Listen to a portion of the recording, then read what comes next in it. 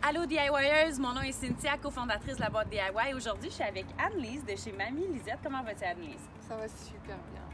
On est tranquille. Oui, on est bien, on est dehors. Aujourd'hui, c'est le fun, c'est la première fois qu'on fait une entrevue dehors.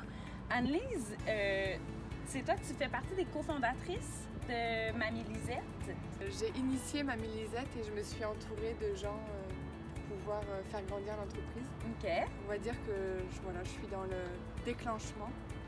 Puis comment ça a parti Mamie Lisette, entre autres? Qu'est-ce qui a été l'élément déclencheur pour partir cette idée-là? En fait, j'avais une vie assez rythmée, très intense, on va dire. OK. Puis à un moment donné, je me suis dit pourquoi je vais pas finalement prendre juste un peu de temps et me décrocher des écrans. Et puis je me suis mise à broder une technique que j'avais fait quand j'étais toute petite. OK. Je me suis retrouvée à faire ce lion d'ailleurs. C'est trop beau. Tigre-lion qui louche un peu. Il louche? Ouais, il louche.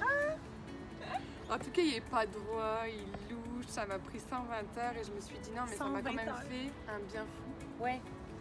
Et là, je me suis dit, ça m'a tellement fait du bien que je vais essayer de travailler sur un motif plus petit, plus accessible, plus simple. Et puis si j'y arrive, je lancerai l'entreprise pour faire partager ça aux autres. Et tu y es arrivée. Et puis là, maintenant, Mamie Lisette, qu'est-ce qu'elle fait, Mamie Lisette? Ça s'adresse à qui en général? Ça s'adresse à tout le monde. C'est sûr que c'est une activité qui est rendue accessible et qui permet vraiment à tout le monde de goûter à l'expérience artistique qu'est la broderie. En même temps, on a aussi envie d'aller chez les jeunes entre, on va dire, 9 et 17 ans pour essayer de ralentir aussi un petit peu dans les écoles.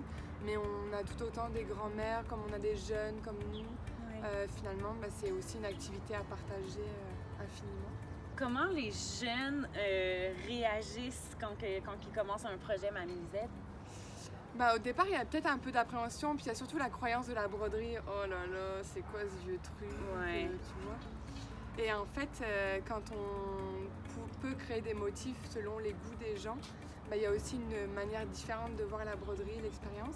Puis il y a une petite appréhension sur est-ce que je vais y arriver, puis on est tous capables d'y arriver. Il suffit juste de prendre le temps. Prendre le temps. Ouais. Vraiment prendre le temps. Ça l'aide à se poser, hein? Ouais, ça serait quoi les valeurs derrière Mamie Lisette? Wow, la bienveillance. Oui. OK. Le partage, l'infini. Et je dirais l'entraide. Oui. Puis là, maintenant, c'est où qu'on retrouve les projets de Mamie Lisette si on veut se lancer dans la broderie? Alors, on a notre site internet, mais on est particulièrement présent dans les projets écoles et bibliothèques. OK. Et puis, on a aussi une rencontre par mois, tous les derniers dimanches du mois, une rencontre gratuite. On offre toujours 3 heures de notre temps. OK.